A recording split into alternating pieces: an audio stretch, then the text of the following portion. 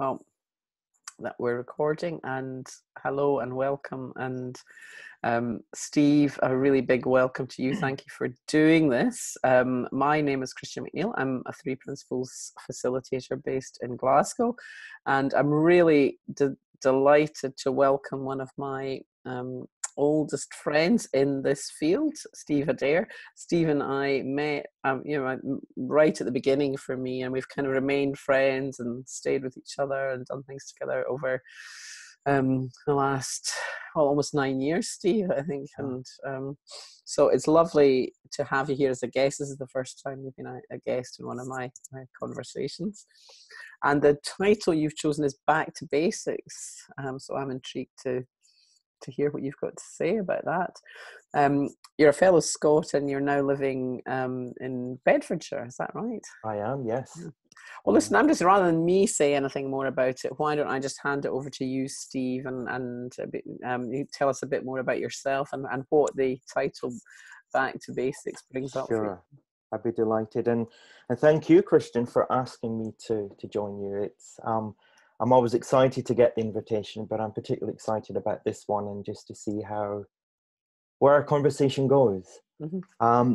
So yeah, my name is Steve, and my background is I've been studying psychology from 18, 19 years of age. And I put the focus of mine into psychotherapy. I've studied many different modalities like your NLP, your hypnotherapy, life coaching, soul coaching, everything to really help me to help other people is where I was. And I love doing that, but I always found that there seemed to be something that I was still continually searching for myself. It was the next maybe best self-help book that came along, or the next thing to actually do. I don't get me wrong, a lot of those books I really enjoyed, but I think in lots of ways it was the company of friends that I enjoyed, the conversations it stimulated and different things. That's where I seem to get a lot from. That all changed for me coming up for 9.5, 10 years ago when I came across the Three Principles. And I really saw Steve as the searcher. And what I saw in that was that if I was continually searching, then I was telling myself that something was wrong with me in order to be searching all the time. And my experience, I was really resistant to it at the beginning because my psychology was to work hard to get to know people, to look at the old, to understand the old. And here was me seeing a very simple expression and how I was feeling about life then. And that was a little bit confusing at the beginning. So I would bring my old psychology mind to it and I would be questioning everything that I was hearing until I took myself out to Canada and had an experience where I laugh when I say the bottom fell out of my world. Of course it didn't, but what I meant that everything that I had made myself up to be just seemed to stop for a moment. And I got a glimpse from inside of me that everything that I had been looking for was there all along. And the gift that I saw, that wasn't just true for me, that was true for everyone. And life just seemed very simple in that moment. And it's almost like I was looking back at myself, but with an innocence rather than why have you done all that? That was stupid. And all the stories that I would have made up to do with that. And I almost say that I realized that I was the breather of life. And what I meant by that is in that moment, because it just felt, when you've just had I don't know if it's a good thought or something, you just kind of, and you just seem to sigh into yourself. That's what it felt like. I realized this, when I was in that moment, I didn't have to sigh. Because that moment just seemed the most ordinary thing that I had ever experienced. Now, fast forward to the summer where Tony and I were fortunate to come and spend some time with you in the south of France with our joint dear friend, Janet. Mm-hmm. And what was really wonderful about that is that the four of us hadn't had that time to sit for such a long time in that way with just the four of us with nowhere to get to. And what really excited me is that our journeys had been very different. But one thing it really kept me really interested in the conversation was seeing the joy and how life is expressing itself through you. How it was through Janet, how it was through Tony in that moment, and then me in that moment. Regardless of what we were talking about, it was just, oh my God, that's lighting you up. And that's what I felt that moment when I felt like the world fell out of me. Now, of course it didn't, but what it felt like in a moment was as if life just stood still for a moment. Now, and I just saw myself very differently. And I realized that it must have been maybe the week after we came back. There is a residential setting that I go and do work with the staff. And one of the carers had gone off on maternity leave. And her little boy, Jack, who was 7 weeks old when I met him for the first time.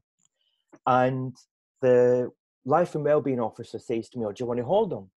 So I says, oh, yes, please, but let me sit down. So I got the cushion and I propped to make sure his head was okay. And instinctively, I started just gently, what we say, sugar.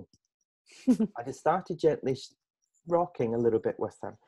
And I says to Amy, have you held Jack? She says, yeah, of course I have. I says, and what happened to you when you held Jack? And she says, well, and she went into the shape of how she would hold him. I says, no, I don't mean that. What happened to you when you held him?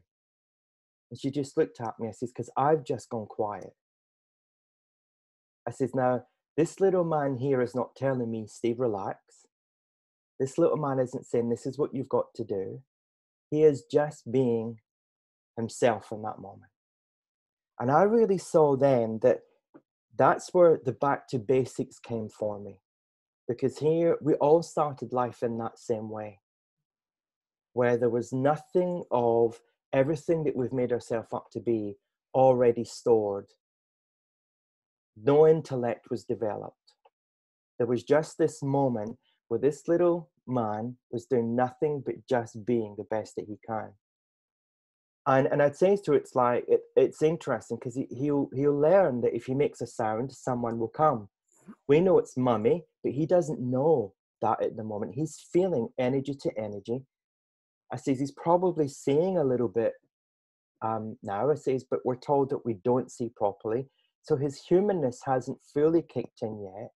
So the basics of who he is, he's more in tune to his spiritual nature than what he is to his human identity. I says, and what I saw in that moment was he's not lost in the game of life yet. He's just being him. His needs, when he wants his needs met, he will let the outside world know and respond to that. And somewhere along the line, as adults, we make that overcomplicated. So from that moment, what I have been seeing is each time something's happened where I have the potential to go into my past and make it my present, I've reminded myself of Baby Jack. Now, of course, I can't because I'm not 7 weeks old. But what I meant is that same innocent state of mind that Jack was in at that moment is always present within me, within you, everyone. And we override it by our unlimited thinking, our unhelpful thinking, innocently. But what I was reminded when I was with Jack was that each new thought has never been touched. And I really just, as I was sat there with him, this was what was going through, I don't know, my memories, was that he has no, there will come a time where he'll start wanting to walk and sit up, but he doesn't know that yet. All he knows is where he is and if he's hungry, if he needs his nappy changed, or if he wants something warmer. Whether we have the potential again to jump ahead and think, oh my God, what will it be like when I start walking? And, oh, I'm going to be scared of that. When we're back to basics, what I was being reminded was of who I am, or who shows up for me, within me in that moment. It's not like, oh, I need to go back to that time when I was in Canada and recreate that. That's just working on memory then. That's just working on intellect. But actually just saying that if that was available once, who's to say that it's not again in the new, just like that new thought, it's never been touched. So all I saw was that when I'm being basic, I'm at my happiest. And to go back to basics is not to recreate, but to understand that that's how we're designed. To experience thought is neutral in the moment. And that we will react in the moment by the form or the formless of our experience. And the formless I like to call baby Jack now, because he was just in this form. But I really saw it's like, isn't it interesting that when we are born, we still keep our eyes closed for that period of time? It's like we're not fully present to the outside world yet. And also, if we take it to the end of life, that's a lot of people's experience as well, is that we close our eyes. It's almost like we go into ourselves, but we're contented in that self in that moment. So that, again, is what I was seeing, was that there's a sacred space within us where we get to be the observer in a sacred way. And when I sat with that, I realized that we get to see life from where our thinking stops. Now, I don't mean completely stop, because we need to have this energy chemically and so on going. But what I mean is, like, almost for a moment, when, like, years ago when I remember when videos first came out, and the great thing of fast forwarding it or slow forwarding it, and you could see, it's almost like for a moment as if that's just the experience that we have. So we're still present to our experience, but minus the investment in the experience. And that's one of the things that, again, and the experience is what I'm saying is the game of life. Now, once I'm aware of, even for just a moment, that we're designed to have the presence of the experience of who we are, then to me it was a feeling like, when I say, I can't say at that moment when I was holding Jack and the experience that I felt that I was, Christian, I was love in the moment. Because it would have took something out of it to call it a name. There just was the moment that didn't need anything, didn't need words to actually do that. And I asked each staff member when I did the training, the next time I do personal centered care with them, who had the experience of holding baby Jack. And I asked them again, how did they feel? And they all talked about a slowing down. And it seems to me, no, that was nothing to do with Jack, but everything to do with you. And isn't it natural that when we just have that little peaceful being there, that we resonate ourselves back in the same way? Now, when I started becoming open to that, I saw that that is universal for us all. And if we bring that as an expression of love, only when we make up an understanding of what that needs to look like, do we understand so little of what it really means. So if I say to you, Christian, it looks like this and it looks like that, and Steve's making up what it looks like, but you're in that feeling, I also realized it's like there's two things that actually happen to us. We either experience love or experience fear. Yeah. And fear is something like we taught ourselves here. But it's like when we have this, and I've got to be careful. I was dealing with the client on Skype, and so I'm going to be very careful that the way I put my fingers, because it was rude the way I did it. It was like, oh my goodness, I'm ever so sorry. But it's like, if we have this expression that, let's say, the true divine presence inside of us is love. And I'm not talking about anything that we can make love up to be. Then when fear actually comes along, it still has the experience of love. that love doesn't go away. It's just we're in the moment that we're making or taking the game of life seriously. Mhm. That's what we call a belief system. So every belief that we have is still underpinned by love.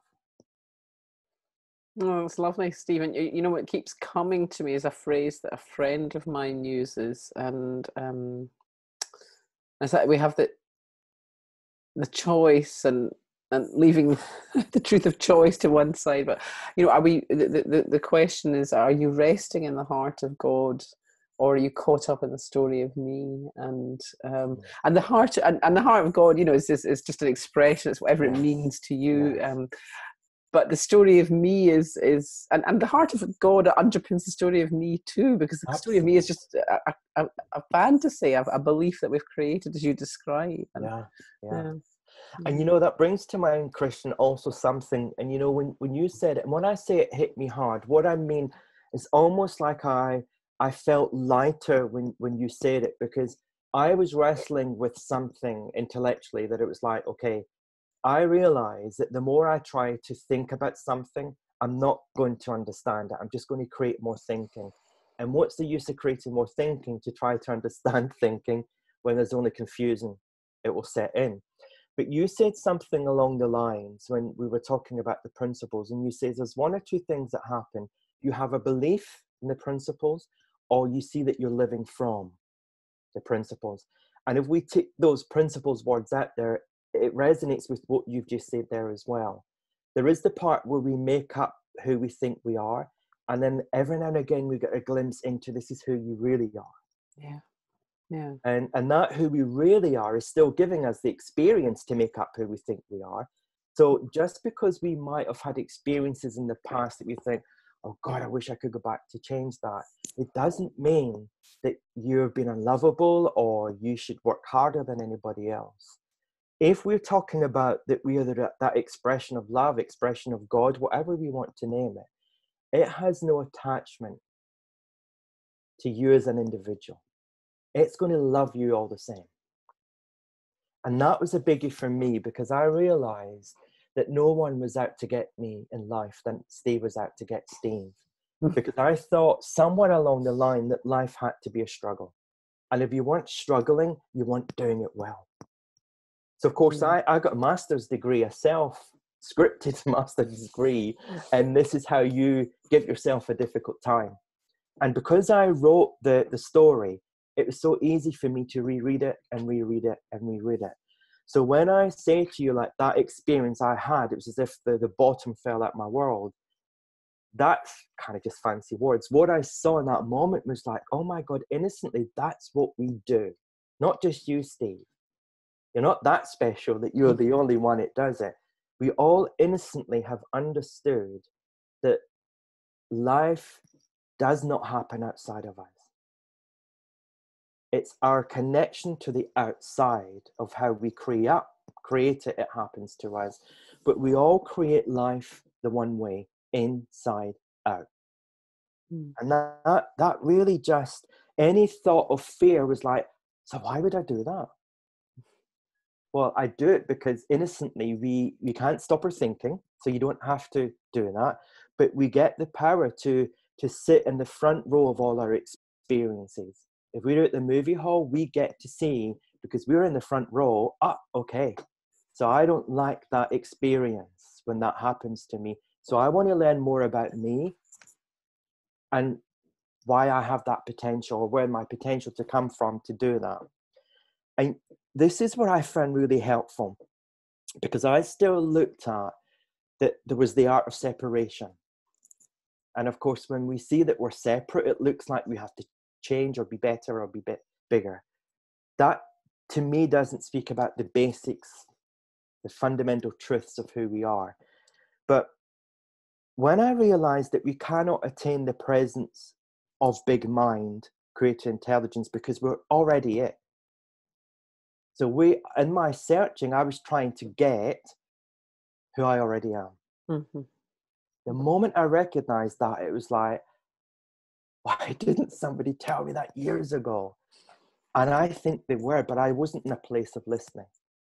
Yeah. because my old psychology taught me to respond, to be in conversation. And in that moment, when I saw inside of me was everything I was looking for. When I say there was a stillness, a quiet, it's only words to try to describe. I don't know if that's what I felt in that moment, but I just didn't have any questions. And that was the first time maybe, and even though I was a teacher of meditation for 15 years then, and I had the most incredible experiences through that, I still would go straight back to chatter, maybe driving home or whatever. And I noticed after that experience, I didn't have the chatter. That didn't seem to go. And if it did, I just didn't invest in it. And I was like, okay, so maybe this is what they're talking about. Don't be a follower, listening to what's already inside of yourself. And today I was looking at Facebook of all things.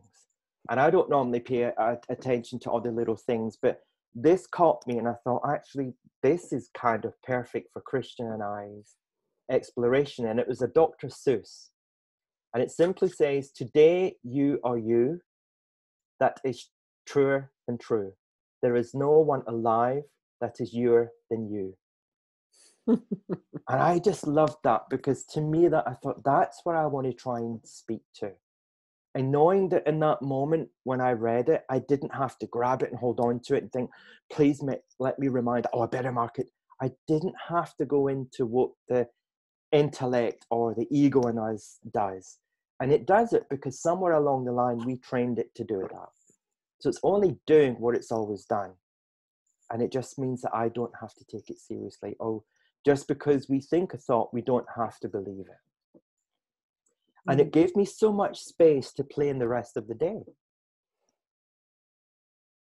It gave me so much time to just be enjoying life rather than being, oh, what was it I read this morning? It just allowed me to, and then also like, well, if I don't read it, does it matter? Maybe it was just for me in that moment. So it was, I give a little bit of a metaphor. It's like, I didn't try to catch the butterfly. Because when you're trying to catch the butterfly, there's one or two things that happen. It'll either just, if it lands on your hand, it will be, and then it'll go off again, or we'll try and catch it and kill it. If we look at the butterfly as being thought, the more we try to hold on to it, the more we suffer. Or the more we feel whatever we feel. Because that's what these principles will give back to us also. Wherever we look, we will experience. So I started looking that, no, if I leave the butterfly alone, guess what happens? A new butterfly comes along. And then a new butterfly comes along. So Steve, we don't have to hold on to anything, regardless of our past. We can be free in the moment, realizing that we're baby Jack in every moment. That experience that I felt in that moment was all about Steve. That natural tendency to sugar and be the comforter was comforting me. Yeah, lovely, lovely. You know what I'm thinking, Steve, is there's a thing that's, you know, some teachers and facilitators say about truth packing a punch, and for me it does, and that was my experience coming to the principles. I would hear quite simple things that I hadn't heard before, but the truth of them really, really hit me and stayed with me. And one was a different version of that, and it was a friend of mine, and we were actually doing something together. We were co-facilitating something, and he came out with, who you really are just isn't up for grabs, and that's the only thing that you need to know. And he didn't go into any kind of spiritual language or anything of that. And I also knew he didn't mean your ego. He didn't mean your hairstyle or your outfit or anything like that. And it was so profound for me, you know, because it wasn't the fact that he was saying it, but the truth in me that was recognizing that. And it kind of chimed with something that I learned or heard early on in the principles about being unbroken, that no one's broken, you know, that we may be using that thought system that you described, that busy mind, that story of me. against ourselves, but it's actually the system is just doing its thing, Absolutely. but that sense of whatever might have happened to us or whatever we've done, that there's an essence that's not up for grabs, you know, and it's lovely because it's not just, as you say, it's not just you or I or anyone who knows about the principles, it's the whole world, it's the people that we care about, you know. And that's what I really loved about this, Christian, when I really saw, well, if this really is true, then it's true for everyone. mm-hmm. When I heard, like, Sydney Banks, who uncovered these principles, when he said, do not be a follower, I heard that because I was a follower all my life. I played that game of being the follower. And here was someone truthfully saying, don't follow me. Because the moment that you realize that you're following me, you're saying that I'm better than you. That's what I heard. But what he was pointing us to was what is inside of us. And that not to look for his experience in you, but to realize that you're having your own experience. Yeah. I love that because I've always seen that as being true. But here was someone actually saying it in such a matter-of-fact way, rather than having to be, come and bow to me because I'm the guru, or come and it was like, oh my God, this is brilliant. And the fact that he's a Scots is even better. But it was just like, no, this is someone who's actually saying, don't follow me. Yeah. It's interesting.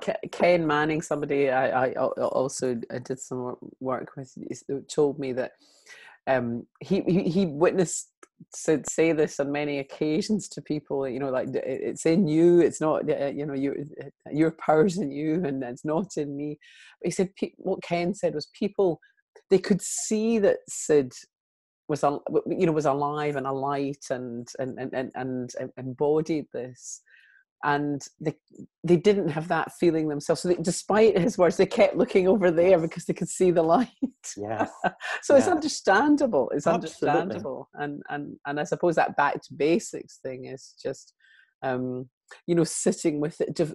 It's a bit like developing eyes for the birds that are in the bushes. If you don't know anything about birds, but if you keep looking, you'll see them. They'll start to distinguish themselves. They're there, and all you need to do is keep looking in that direction. And like, to bring this up to my present experience, like, my partner and I at the moment are looking at, do we extend our property or do we move? And if we move, where do we move to? Mm-hmm. And that's brought up lots of thinking at time. And because you can start looking at the stories that we personally attach to, oh, this is going to be hard because of this, and what if we get that one in it? And it's like, okay, let's go back to basics. Right now, that's not happening. This is where we're at. We're just having people coming around to give us quotes. Why are we running ahead? So to me, just to go back to what I know in the moment is really helpful. And to see that because it's something that we all do, we run ahead of ourselves, and then we scare ourselves by how difficult it's going to be or what's going to happen. And 9 times out of 10, a lot of the experiences that we have were never as dramatic as what we thought. Or if they have been, it's because we believed our thinking. So that's really helpful to remind myself, Steve, go back to basics without that being a prescription of what needs to happen. Well, this worked the last time to calm me down, so maybe I'll do that. No, don't rehash the old. Let the new moment actually come to you. I found that so beneficial when I realized, actually, Steve, you're not running the show in the way that you think you are. You're actually part of the creation of the show, but you're not the one who's in charge of this show. And that, again, was really helpful for me. That when I realized that what was missing from that presence of the creator was the absent in my awareness. My awareness was just, life is difficult. And now I have the awareness that if I'm back to basics, let's just see basically what wants to show up in my life in this moment. And it just seems more easy. And sometimes that's, like, so this morning before I'm out to see clients, and I was thinking, right, okay, I'll give myself this time. I've got an hour just to sit, and just ponder over life, the next minute I was sending off to different architects. So it's almost like we just fall into the creation of the moment with what we're feeling, rather than, oh, do I have to do this? Do I have to do that? And that's what creates the tension, when we invest too much thinking into it. And in that moment, I ended up doing what I was thinking I'll do in a couple of days' time in 10, 15 minutes, which still gave me the rest of the time to just sit and be. Mm. And it's like, you know, this is so much easier, Steve, than what you used to do to yourself. And I can smile when I see that now. Now, that's not always. There is moments where the other night, Tony was saying something, and I was in pain with one of my foot, and he was simply saying something, but to me it was like, too much information, I don't deal well with. And it's like, okay, what are you doing? He's just asking you something. It's all just information. We're all just dealing with information. We're either making it personal or we're just letting it float on by. And in that moment, it's like, so why would I do that to myself? Well, actually, I'm tired. That was it. I didn't have to get into, oh my God, why do I do that? They're going to therapy. Do I need to speak to? It was just like, actually, I'm tired. I don't like myself sometimes when I'm tired. So someone else on top of my tiredness, it's like, it really is that simple at times when we just see. And I think the more we look towards our awareness of where our experience of life is truly coming from, again, it puts us in that front row seat of our experience. So rather than the experience having us, we get to be in the front row as the creator of the experience. And that was such a joy seeing, like, okay, I really enjoyed seeing that experience at the moment. And I didn't have to go and say, oh my God, I'm really sorry. And I was just like, no, the moment's gone. Just let the breath of life take you where it wants to take you now. That's night and day different from where I used to hang out in. And I love that it's what we were saying. I'm saying it in my experience, but there's nothing more I love when you're sitting with someone. I know you experience with other people as well, Christian, and those who work in this way. But when you see someone start talking about how they see the experience unfolding for them, it's like, oh my God, I want to be like you when I grow up. And they've come to you for help. Where it's like, no, we're all just walking each other home.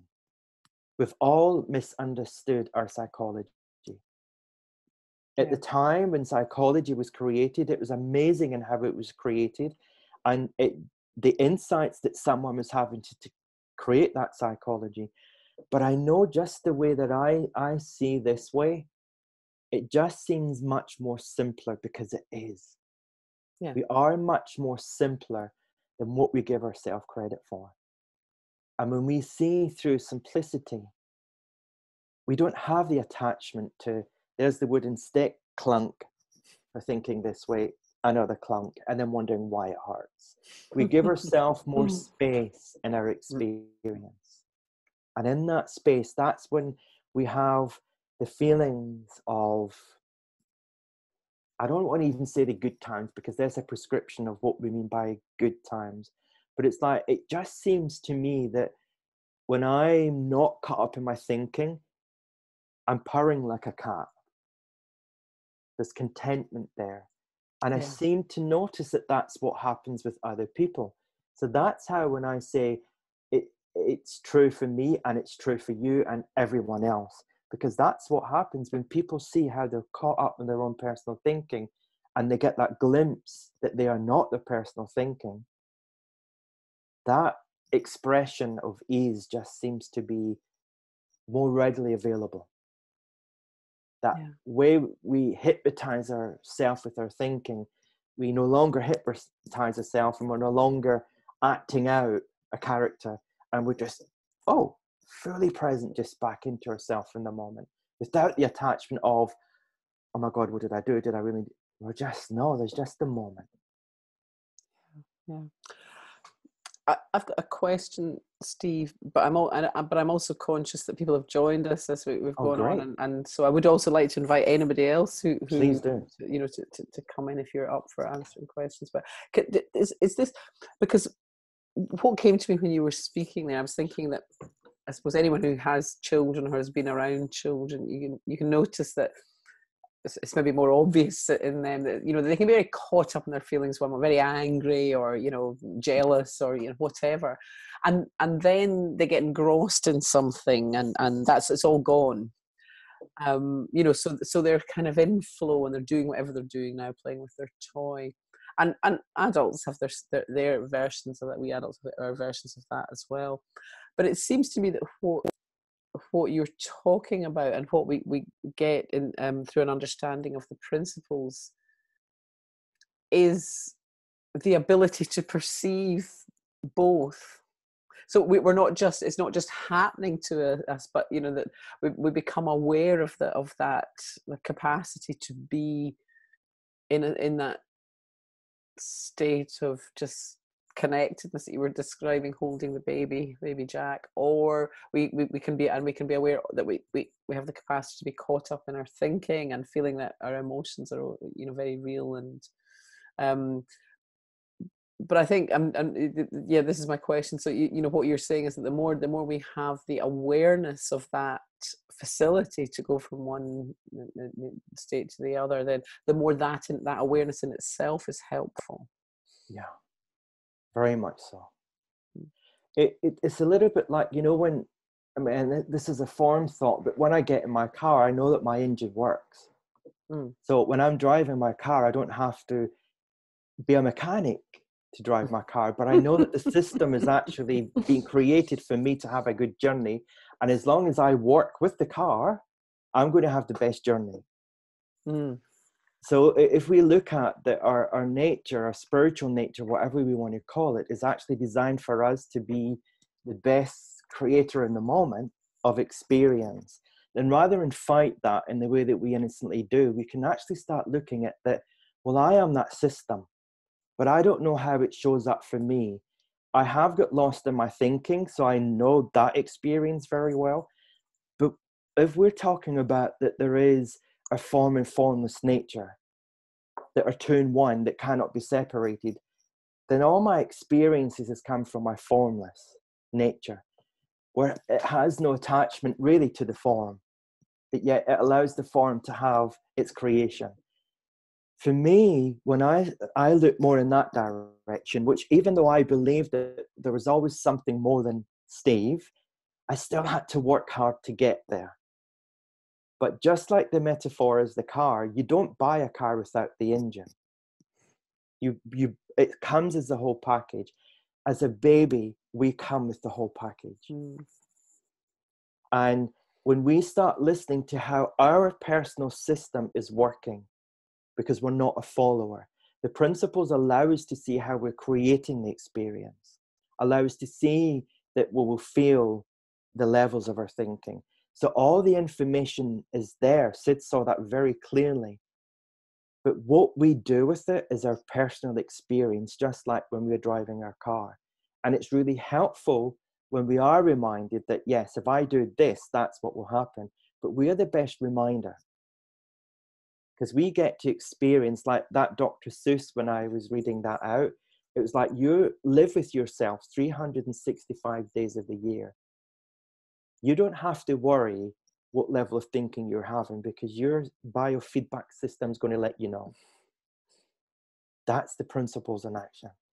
So now that you've been doing it that way for so long, just be open to the possibility of where the experience is coming from. That there is a self-writing mechanism in there. There's, or what I call it, the Weebles wobble. It's going to bring us, the center is always there. No matter what life gives us, there's going to be the center. Having that awareness has helped me. Not making the awareness a belief has helped me even more. I would have believed the hell out of it before. I'd have made it into another contract of this is how you do. That's a prescription, and a prescription can be helpful at times, but they're all also really helpful to Like when you're giving something from the doctor, use this for 28 days. We use it for a lifetime. So we got to learn ourselves when we're overthinking, because we feel it. We also get to experience when we're not, because we feel it. Mm. I don't know if, Christian, if that's answered what you were pointing to there. No, it's helpful. It's lovely. Yeah, yeah. Thank you. Thank you. I was just a message from Lynn saying she's had to leave. She's really enjoyed the call. Steve, are you happy to take any questions if there are any? Absolutely. Or even any comments, what people are maybe hearing for themselves. I love hearing that too. Don't all rush at once.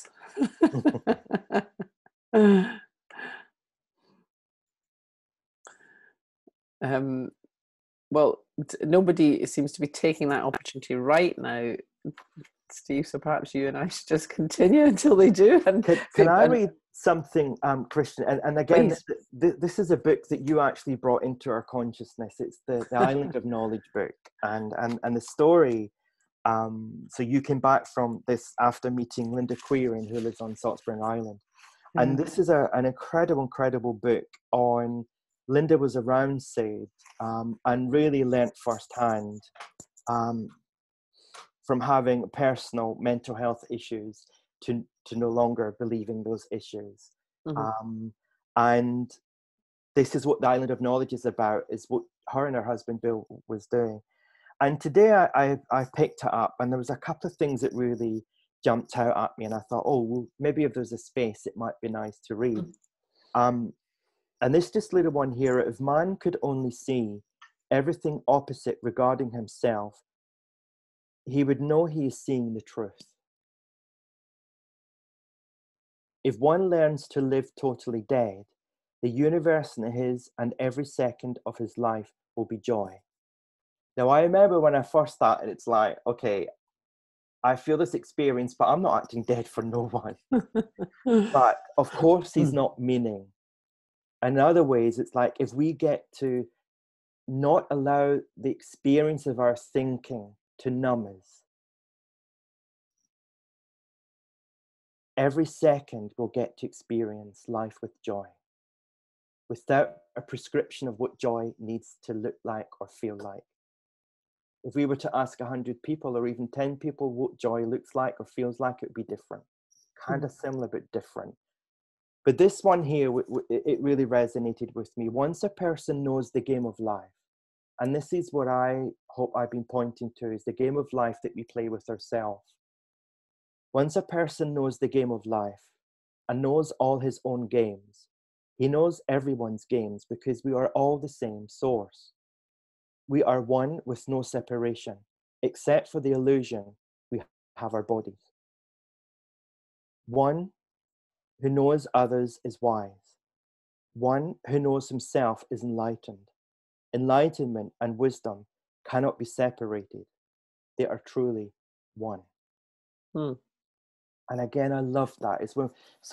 There's the part when I was saying to you, when we start looking at that towards being our awareness, there is no attachment to old habitual thinking, but there is the possibility of being opening to something new in our experience.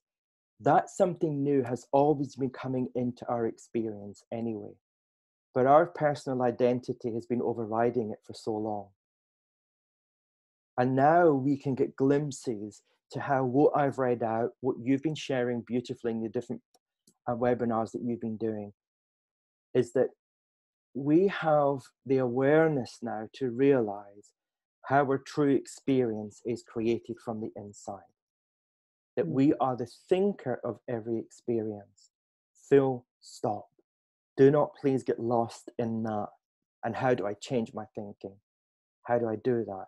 When we see that we are the thinker, it's a little bit like, when you get into water and you start splashing around and your feet's still on the ground, but you get into the swimming pool and you think, oh my God, I'm drowning. And the moment you realize that your foot's still on the ground, you realize you're not drowning. So, I'm okay. It's a bit like that we get lost as if we're splashing around in our experience. And the moment that we see, well, actually, we're always grounded. we're always rooted. The misunderstanding is that we've had to do something with it. Mm. And the way I like to describe that at times when I feel it is like, back in the summer when I was trimming back some of the rose bushes, and interestingly, because they were rose bushes that my mum planted, so I've gave them more attachment because, oh, these are my mum's bushes, I must look after them even better. And I was that busy thinking that one of the big thorns caught me and it scratched and gave me a bit of a get me. I just made sure it was clean and that was it. And I was talking to a client and she kept on telling me how many different mental health diagnoses that she had. And this metaphor just came out of nowhere. And I says to her, can you see this cut? She says, yes. I says, right. If I see you in a month's time, do you think it'll still be there? She says, well, probably not. I says, but how do you know that? She says, because when I've had a cut, it doesn't stay around. I says, so what happens? She says, well, I guess the body just repairs itself. I says, but how does it do that? She says, it just does. And it was get to the part like, duh, what are you on about, Steve? And I says to right, if we are part of a system that knows how to self-heal when we leave it alone,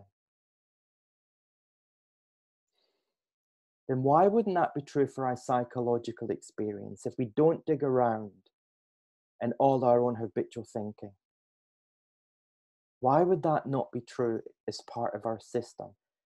And as what you said earlier on, Christian, within that awareness, if we look at that none of us in our true nature are damaged or broken, let's start from that advantage point rather than the disadvantage of, yeah, I will believe you when. Mm-hmm. No, let's start from that no one is damaged or broken. There's back to basics. And if we see ourselves from that experience, then the grace of who we truly are breathes through us in that moment. And we experience it as if never before. There we're back to the butterfly, not holding the butterfly, or who we are. I can't remember how you said it, but I am going to listen back to it again, about trying to grab and hold the experience. Let it go. I'm not going to break into the famous song here, but let it go. And knowing that there is more of that experience, because there then is no longer the absence of awareness. There is just truth. And it's truth's job to evolve us, not Steve, not Christian, not anyone listening to this. Truth evolves us. Our spiritual nature is constantly evolving us. Moving us is another way. Yeah. We're not staying in the river.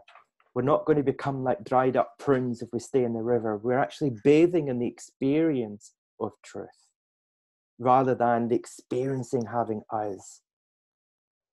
So we're beginning to see ourselves in a very different way, a very different light versus a psychological experience as numbing us and dumbing us and putting out our light to us seeing it and falling out into the moment and waking up and just realizing, oh. And what I really love about this, Christian, is that in the years that I used to work with people, and I used to hate when I used to say to them, okay, so what you've just told me in this consultation session, I need to book you in for 6 months to a year. I hated doing that because I knew that at any moment they could wake up. But that's how we were taught. And I was a little bit scared because I had a little bit of a good boy syndrome. I don't know if I was ever told little boy should be seen and not heard, but I certainly told myself it many enough times. And of course, when we tell ourselves it once, twice, it's a belief and we live by our own beliefs. When I started seeing that, there was no attachment to, oh God, I've spent all those years doing that. That was a waste of time. It was just giving on what I knew at that moment. I did the best. And that's true again for everyone. Given on what we did with the level of consciousness and thinking we had in that moment, we've always done the best that we could. Now that's inviting grace to the table then. That's inviting our true nature to have its way with us. And it has its way by creating, again, I'm making this up. And the reason why I'm saying that is for me, I just feel lighter. But I don't want that to be a prescription where someone's like, well, I don't feel light. I just feel whatever. It's your experience we're pointing to here. Don't be a follower because I'm saying it this way, or someone else that you're listening to. It's your experience where you get to see firsthand what's showing up for you in the moment. And you know what I love? Is that all my teachings before, as in what I was learning, there was always something more to learn. Now it's the unlearning. Yeah. I don't have to. What did you say back then, Christian? It's like, well, I'll listen to it. And if I don't, it doesn't matter. I heard it anyway. I can just bathe in what I heard in that moment. And it's like, have you ever read a book and it really, oh my God, that was brilliant. And you go back and you read it and it's like, oh, that's not how I saw it before. That's not what I felt it before. And it just shows us the gift of the moment. The moment was just for the moment. And then the next moment will also give you what the next moment wants to give you. So and when we see our life experience through there, that's how we can see there really is no past. There is only the memory of our thinking. And that's how we can see there is no future. It's just the memory of what we think is going to happen. And that can be okay. We can flip back and forward because it's what thinking does. But it's when we take it serious and use it against ourselves is when we have disharmony and those kind of things in our thinking. But when we have the awareness of who we truly are, then we become more present to when we're doing that. We catch ourselves a little bit quicker. And then when we don't, and then all of a sudden we do catch ourselves, then there's no attachment to holding on to why we were that way for 2 days or 3 days or overnight, or there is just, okay, here's the moment again. And it shows us that if it happens one, it will happen again. It's always happening. And what I love, because I remember, and I'm sure we had conversations about this, that insight, this is insight, and this is what it does. And it has to be, did the earth move for you?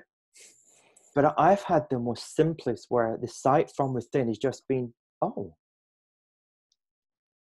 I've not even noticed that there's been a change. So because it's the ordinary when it comes from our nature, it's beyond our intellect. It's before our intellect. So we can just let the intellect do what it's always done. And we can not have to take our personal chatter. I remember a couple of months ago, when it was really sunny here, taking the dog up the back farmer's field. And it was like, oh my God, I love it. I love being out in nature and so on.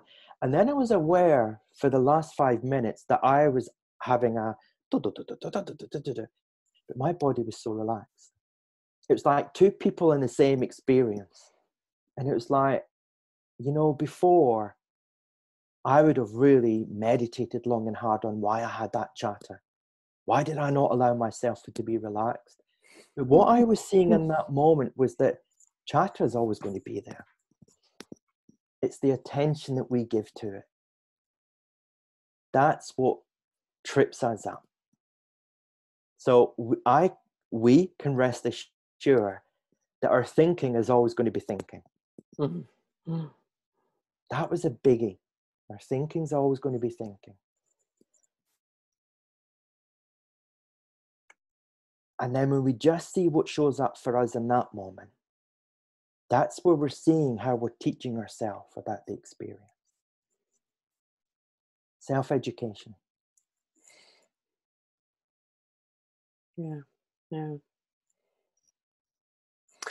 I loved what you said earlier, and it's a thing that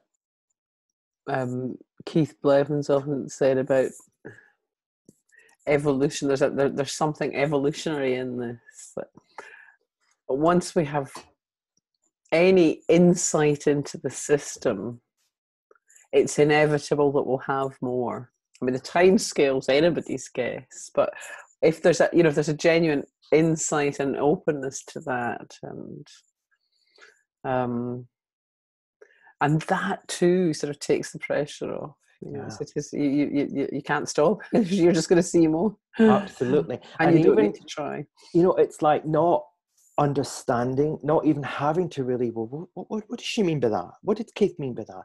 But just being opening to that is, I don't want to make awareness a thing, because we're very good at taking a word and making it a thing. But even just being opening to that is, again, what I hope I've been pointing to through this. I just with you saying there, in the photograph that you put up with me, there's our little dog Shona, and with the clocks just changing, we feed her at 8 a.m, so of course it was 7, but to her it was 8. So she's doing her little thing. She's letting me know, come on, it's my breakfast. And she does this little, and then she points ahead towards the kitchen. Come on, that's where we got to go. So I was on my own. So I picked her up, and so I'm saying to Shona, let me tell you something here. Us humans have a thing where we're ruled by time. And our clocks have changed back, which means that it's now only 7 o'clock. Now, you don't get anything until 8 o'clock. And she was looking straight at me. And I had this little conversation pop into my head, and it was like, yeah, whatever, because I don't do time. I live by my instincts. And I thought, oh my God, that's what we need to be listening to more. There is only time when we make it a reality. So our past being, I remember timelines with the training that I've done and so on, and it's like, well, that's only there if we think it's there. I remember speaking to what I do work with, Andy's surname is gone, but Winters from America. And we were talking about children, and his daughter is the most inspirational speaker. At 14, 15, she is incredible how she sees life. And we were talking, because they came to stay with us last year. And I'd say to Emmy, so what happened when you started really hearing what your dad, and Dick and Bettinger does a lot with Andy, so when you were listening. And she says, well, I remember having a conversation with Dad and saying, who were you before these principles? What did you do? And he says, and I was really serious, because I was like, oh, I did all these things. And then I did inner child therapy. And she says, you did what? I did inner child therapy. She says, I don't know. She says, you olds are really crazy what you did to yourself, aren't you? And it's like, oh my God, I also was an inner child therapist back in the day as well. And it's like, when we look at all these things that we did to create more thinking, and the hope that we would see. Now, the hope is that we are what we've been looking for. The hope is what you said, what Keith said. We are part of that system. And that system is the gift that keeps on giving. And we don't have to even believe in it for it to be given. Because just like baby Jack, it's happening for him right now, it's always been happening for us. That's back to basics. That we are the system. It knows perfectly how to create in the moment. Steve, that sounds like a perfect place to leave it. And perfect timing, just exactly at the top of the hour. There we go.